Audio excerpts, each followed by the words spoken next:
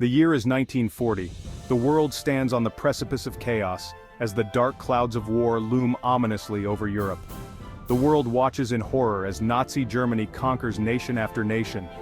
The Blitzkrieg, a lightning war strategy, leaves a trail of devastation in its wake. France, once a mighty power, has fallen. The City of Light is now shrouded in the darkness of occupation, its streets echoing with the footsteps of German soldiers. The British Empire stands alone against the Nazi war machine. The island nation braces itself for the onslaught, its people steeling their resolve for the battles to come. In this darkest of hours, a resolute figure steps forward: Winston Churchill. His presence is a beacon of hope, a symbol of unyielding determination.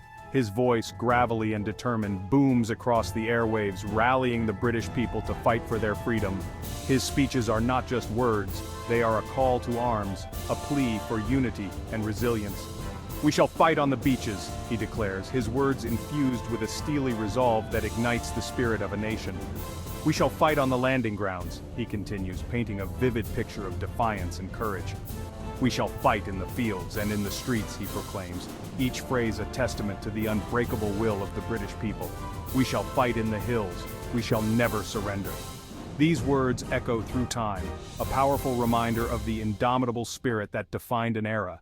This is the image of Churchill etched in our collective memory. The defiant wartime leader, cigar clenched between his teeth, V for victory sign held high. His very demeanor exudes confidence and an unshakable belief in ultimate victory. But Churchill's journey to this defining moment was long and arduous. His early years were marked by both promise and controversy, a roller coaster of political highs and lows. It was a path paved with both triumphs and failures, each experience shaping the man who would one day lead a nation through its darkest hours. One that tested his mettle and ultimately revealed the depth of his character. His resilience in the face of adversity became a cornerstone of his leadership. This is the story of Winston Churchill, the man, the leader, the legend. His legacy is not just one of wartime leadership, but of a lifetime dedicated to public service and the pursuit of justice. It is a story of unwavering courage, of brilliant strategic thinking, and of a leader who never wavered in his commitment to his people, and of an unshakable belief in the power of human freedom. Churchill's legacy endures, a testament to the enduring power of courage, conviction, and the relentless pursuit of liberty. Born into a life of privilege in 1874, Winston Leonard Spencer Churchill was the scion of the aristocratic Spencer family, with the Duke of Marlborough as his ancestor. This lineage connected him to a legacy of military and political prowess.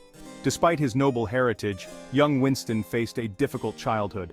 His parents, Lord Randolph Churchill and Jenny Jerome, were often preoccupied with their own social and political lives. His relationship with his parents, particularly his distant father, was strained. Lord Randolph was a prominent politician, but his career was marred by controversy and illness. Winston struggled academically, finding solace in history books and toy soldiers, rather than Latin and Greek. His academic performance was often criticized, and he was sent to several boarding schools. Yet, even as a boy, Churchill possessed an unyielding spirit and a thirst for adventure. He was determined to prove himself, despite the challenges he faced.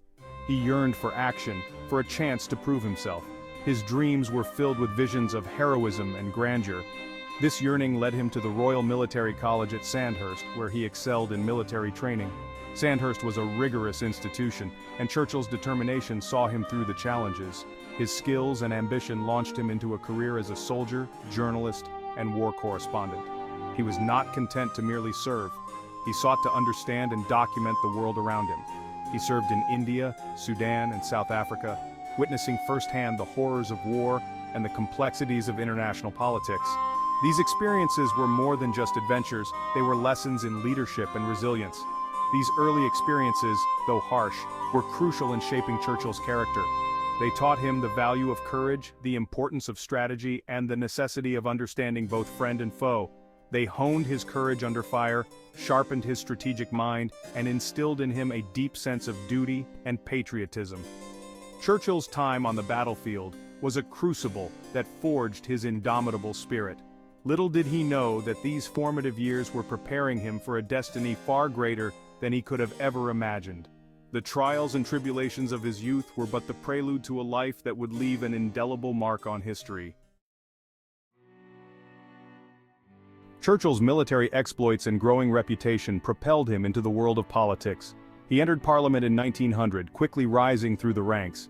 His sharp intellect, quick wit, and powerful oratory skills made him a formidable force in the House of Commons. He championed social reforms, advocating for improved working conditions and greater social mobility. However, Churchill's political ascent was not without its setbacks. His role in the disastrous Gallipoli campaign during World War I, a plan he championed but which ended in heavy casualties, cast a shadow over his career. He resigned from the Admiralty and took a commission on the Western Front, determined to share the burden of war alongside his fellow soldiers. The years following the war were a period of political exile for Churchill. He found himself sidelined, his warnings about the growing threat of Nazi Germany largely ignored by a nation weary of conflict. Yet Churchill remained undeterred.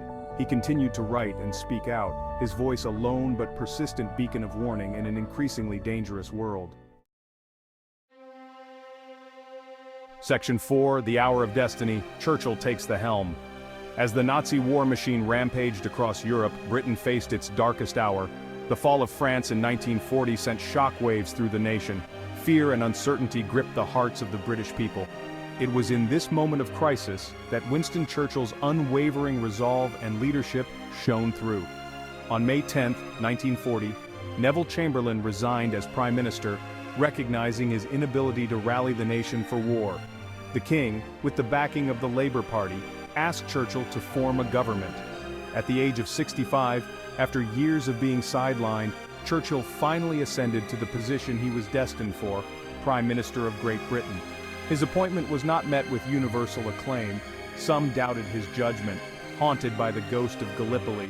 Others questioned his temperament, his fiery personality, a stark contrast to the reserved nature of his predecessor.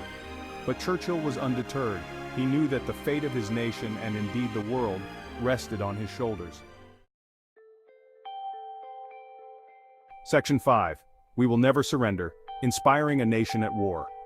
Churchill's first act as Prime Minister was to address the nation in a radio broadcast that would echo throughout history.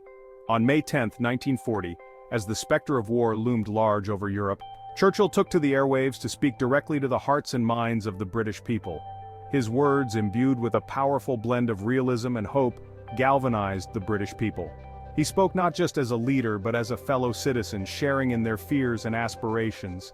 His voice carried the weight of the nation's struggles and the promise of its resilience.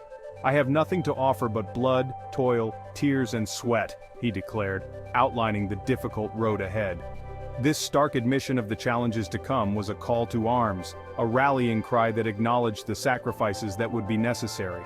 But he also offered a vision of victory, a future free from tyranny. His speeches painted a picture of a world where freedom and democracy would prevail, where the sacrifices of the present would lead to a brighter future. "We shall not flag or fail," he proclaimed. These words were more than just a statement. They were a promise, a commitment to stand firm in the face of adversity. "We shall go on to the end. We shall never surrender." This declaration became a mantra for the British people, a constant reminder of their unyielding spirit and determination. These words, delivered with Churchill's trademark conviction, resonated deeply with the British people. They were not just listening to a speech, they were hearing the voice of their own resolve and courage. They provided a much-needed injection of courage and determination in a time of despair. In the darkest hours, when the outcome of the war was uncertain, Churchill's speeches were a beacon of hope. Throughout the war, Churchill's speeches served as a lifeline of hope for a nation under siege. His words were a source of strength, a reminder that they were not alone in their struggle. His words, broadcast into homes and bomb shelters across the country, reminded the British people of what they were fighting for: freedom, democracy, and their very way of life. Each broadcast was a reaffirmation of their purpose and their resolve. He became a symbol of resilience, a beacon of defiance against the encroaching darkness. Churchill's unwavering spirit and his ability to inspire through words left an indelible mark on the nation, guiding them through the storm of war with a steadfast heart and an unbreakable will.